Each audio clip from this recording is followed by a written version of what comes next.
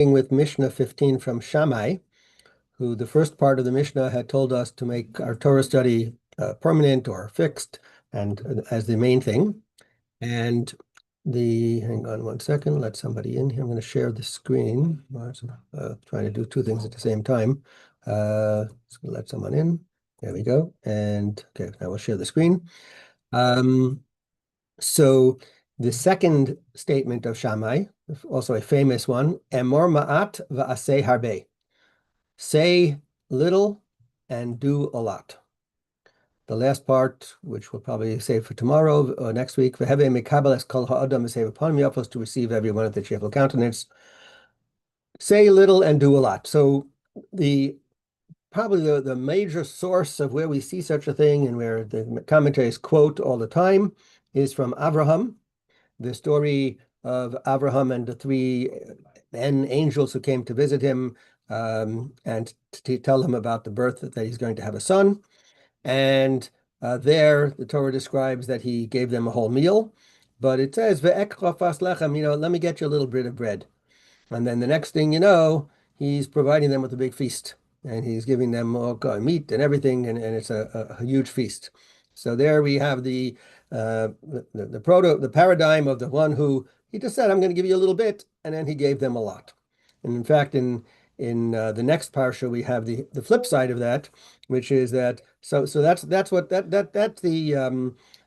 way that people who are righteous conduct themselves. They say a little and they don't, and then they do a lot.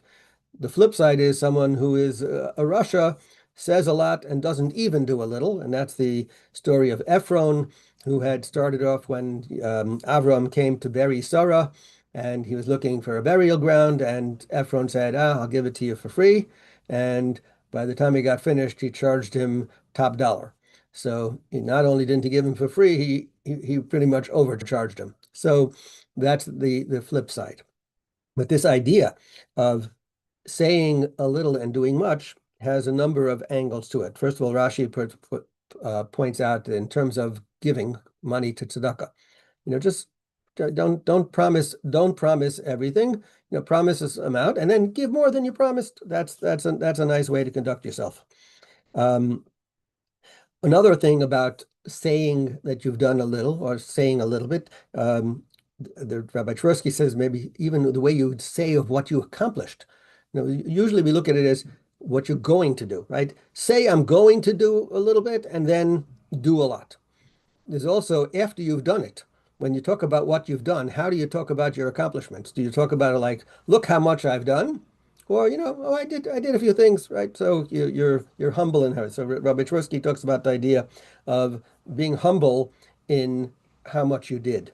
And if you downplay what you've done, even psychologically in your own mind, you will feel like I haven't done so much. And then you're going to do more. It'll encourage you to do more because you'll also even feel that you've done less than if you talk about how much you've done, you think like you actually believe you are the greatest thing in the world and you've done so much. So people who talk about how much they've done, they also have a tendency to think like I don't have to do any more. Look how much I've done. I've accomplished so much, so I'm finished, and that's it. Whereas if you minimize what you've done, then you have the feel like, oh, yeah, there's so much more I could and should do. Now, on this same idea, there's also that, I mean, I've noticed it many times where people who talk about all the things that they've done. Generally speaking, the more people talk about what they've done, if you really look at it, you see they haven't done all that much. That seems to be, from many. It could be from a volunteer, it could be from an actual in the workplace. Maybe some of you have had that experience yourself. When people talk about it, generally they haven't done as much as they say. And the truth of the matter is, if you really have accomplished a lot, what do you need to tell everybody for? Right? What's the point? It is a bit of arrogance to go around telling everyone how much you do. So ultimately, what you taught in terms of if you're going to say what you've done, make sure that you've actually accomplished it. Some people are all talk and no action, as we say. There's another interesting angle about talking about what you're going to do. So first of all, again, the more you talk about you're going to do, you haven't done anything yet. So if you spend all your time talking about it, it doesn't leave as much time to actually do it. So there's from that angle, a likelihood that you're going to do less because you've spent so much time talking about it.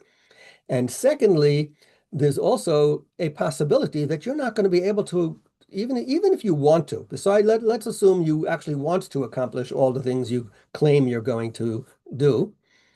Doesn't mean you're going to do them because there are many outside circumstances that can affect your ability to accomplish things. So here you're going to, I say it's better to underpromise and overdeliver than to overpromise and underdeliver, right? It's a good practice in general. But there's another. So one aspect is just in terms of people, having faith in your ability to accomplish things. If you say you're going to do a lot of things and then you don't, people lose confidence in you. But also from in terms of truthfulness. If you say, I'm going to do something, and then you don't do it, you've really said something that's not true. And in fact, we were just learning, it was last night in our Chumash class, where we talked about uttering words to say, when you say something that your word it has to be true, right? It should be right. Your word should be righteous. And if you say yes, it means yes. If you say no, it means no. And your word is your bond, so to speak. And what comes out here is that it could be that if you promise things that you're going to do and you tell everybody what you're going to do, it could end up that you're saying an untruth because you're not going to be able to do it. And it might be through no fault of your own. But ultimately, even if it is through no fault of your own, you have uttered an untruth and in a sense you've been dishonest. So much better to say very little and actually accomplish it. And one of the commentaries who brings it down actually talks about something we also talked about in the Chumash class is that, when someone says dishonest things, that we society breaks down, right? So society is built on people trusting each other. And the more you tell about things that you are going to do and don't deliver, the less trust there is in general. So that's one important angle. And just to conclude, so in terms of our ability to talk about things that we've done, the best thing to do is to be humble and not brag about the things that you have accomplished. And when you say, one of the questions was, well, why do you have to say anything? Just do it. So there is a need to say something because you want the people who you're going to be doing things for to be anticipating it so they know what's coming, right? There is a need to say, and that's not necessarily bragging even on the small amount because the people have to be prepared for or they have to either they're, because in the case of Abraham, if Abraham had not said, oh, I'm going to get you something. So in his mind, they might have left, right? I want you to stay. So I say I'm going to get you something. But if I didn't say anything, you'll keep moving. So this way, I at least say something to get you engaged, and then I deliver much more than I promised. And that's the concept of emor ma'at v'aseh harbe. Say little and do so much more, because ultimately, we are the Torah is an action. Right? It's about the deeds that you do, not about the words that you say.